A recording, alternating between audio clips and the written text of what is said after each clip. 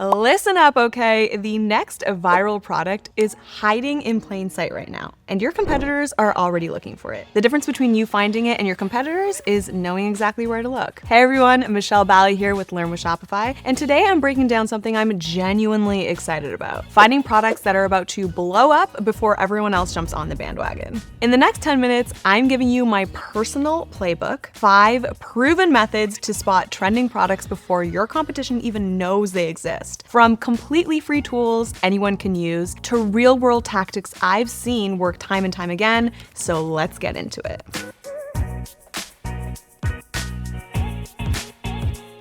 Before I dive into the methods, let's get clear on what actually makes a product trending, because there's a big difference between a true trend and just like a fleeting fad or a micro trend, right? A truly trending product has 3 key things: high demand that's actively growing, increasing search volume, people looking for it more and more, and genuine buzz on social media, not just ads, but people actually talking about it. Here's what I personally look for. Does it solve a current problem people are actually experiencing? Does it have that "I need to show this to my friends" viral potential? Is a search trend consistently going up, not just spiking because of a season or a holiday? And let's be real here for 1 second. Can you make money on it? Because I know you guys watching aren't here to learn ring around the rosy. I know you want to make money. So I'm talking about profit margins that actually make sense. Here's the thing most people miss. Timing is absolutely everything with trending products. Jump in too early and you're educating a market that's not ready to buy. Jump in too late and you're fighting with 100 other sellers in a race to the bottom on price. Neither is really a place you want to be. Imagine selling a fidget spinner now, or imagine trying to sell BlackBerry cases at a time like this. Okay, are you ready to learn how to find trending products? Ooh, I'm so excited. Okay, come close. I'm gonna show you here on my screen. Let's start with the easiest one: Google Trends. Seriously, this free tool is gold. I'm shocked how many people still don't use it. Okay, so just type in product keywords you're curious about and look at the 12-month view. See that pattern? That's what you're analyzing. But it gets super interesting when you start comparing multiple related products and you start comparing them side by side like this. Like, let's say, for example, I want to add Hydro Flask. Now I'm going to compare it to, say, Stanley Cup. See how one is generally steady while the other had a huge spike and then dropped off? That is the difference between a trend and a fad right there. And look out for red flag products. Anything with a consistently downward trend or something that's only hot for like 2 weeks each year, that's going to be seasonal, that's not trending. If you've never used Google Trends before, just Google it. Free to use, love it, let's move on. Okay, so here's where it gets fun. Social media is literally always showing you what's about to blow up. You just need to know where to look. On TikTok, do not search hashtags, guys. That is amateur hour. Get on your For You page and train the algorithm by engaging with product-related content. Then watch for videos that have that explosive view count, and I'm talking millions of views on random products. Now for Instagram, the Explore page is gonna be your secret weapon. Instagram's algorithm is good at showing you what's gaining traction in categories that you actually care about. Also, watch for products that keep showing up in multiple influencers' content organically, not just paid promotions. I even like to scroll over to Reels to see what's popping in my feed for a product category, like beauty products. And do not sleep on YouTube, guys. I could talk about this for days because this method is so good. Look for videos of product reviews and unboxings that are suddenly just getting tons of views from creators who don't actually normally have that amount of reach. That is going to be a clear signal that that specific video is trending. In recent years, founders have bragged about finding some of their most profitable products just scrolling through Reddit. Reddit users are literally telling you what they want to buy. So check out subreddits like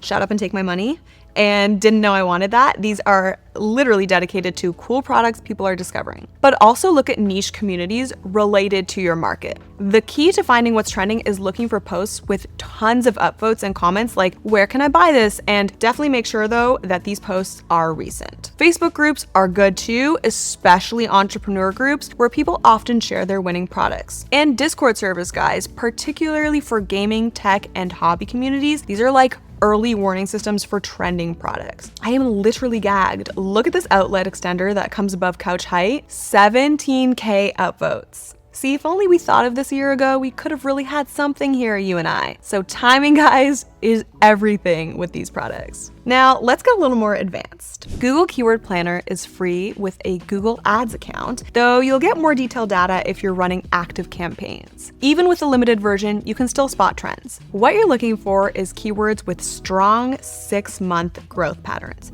Not just high volume, that's often too competitive, but growth over time. For example, searching jorts might show related terms like capris that are trending up over recent months. These growing search terms are going to be your goldmine. Now, that was a bit of a niche fashion example, but the point is, I'm thinking of adding capris to my cart, and so is the rest of America, because these are trending products. You can also use this for seasonal planning. Look at search trends from last year to predict what will be hot in upcoming seasons. Whether you're selling jorts, capris, iPhone cases, puzzles, you name it, you're gonna need a platform to make those sales. So check out Shopify's free trial right over here and in the description box down below to give it a little test spin. And if you have any capri recommendations, drop it in the comments section.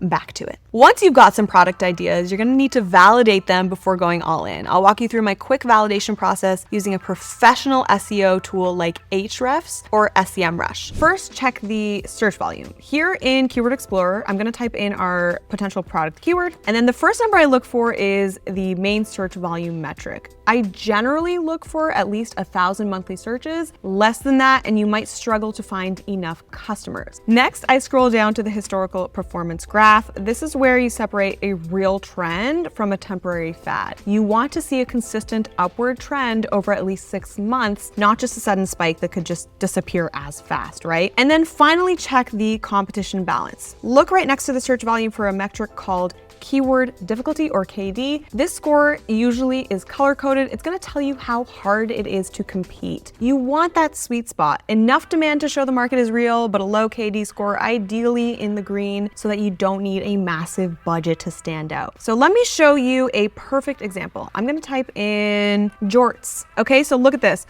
The search volume is over 1,000, check. The keyword difficulty is low and in the green, check. And now the graph. When I trace this trend line, you can see it has grown from pretty low monthly searches to here in just 5 months, which is great. Speaking of trends, please let me know, what are some of the worst trends or fads that you participated in? As a consumer, I will go first. As a teen, I was a throw pillow enthusiast. White ones, brown ones, circular, rectangular. There were so many throw pillows on the bed, it was unhinged. I know a lot of you will have participated in the Beanie Baby collectibles craze, perhaps some leg warmers, maybe a mullet even. Although I will say, I did love the recent resurgence of the mullet a few years ago. Very chic.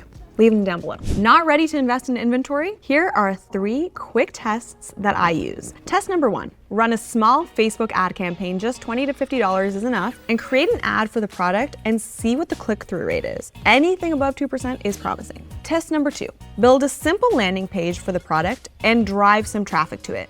Use a heat map tool. You can see if people are actually clicking the buy button, and that's gonna show real purchase intent. Test number 3, my personal favorite, create a coming soon page with an email sign up.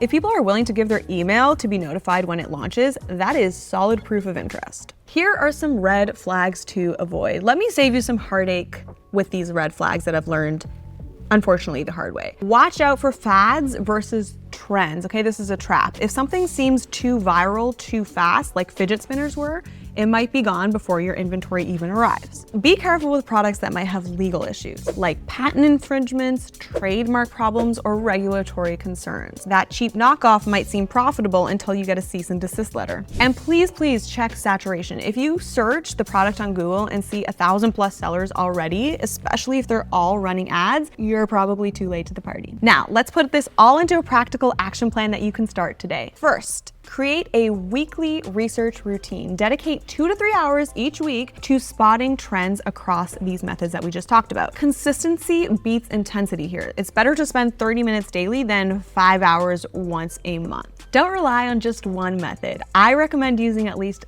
3 to 4 different approaches and looking for products that show up across multiple methods. So when Google Trends, Reddit, and Amazon are all signaling that same product category, that's when you pay attention. Create a simple documentation system, even a spreadsheet where you just track product ideas with columns for trend signals, competition level, and profit potential, that's amazing. That's a great place to start. And give each product a score from 1 to 10 on these factors. For testing, give yourself a realistic timeline. 2 to 4 weeks minimum to properly validate a trend. Rushing this process is how you end up with inventory that nobody wants.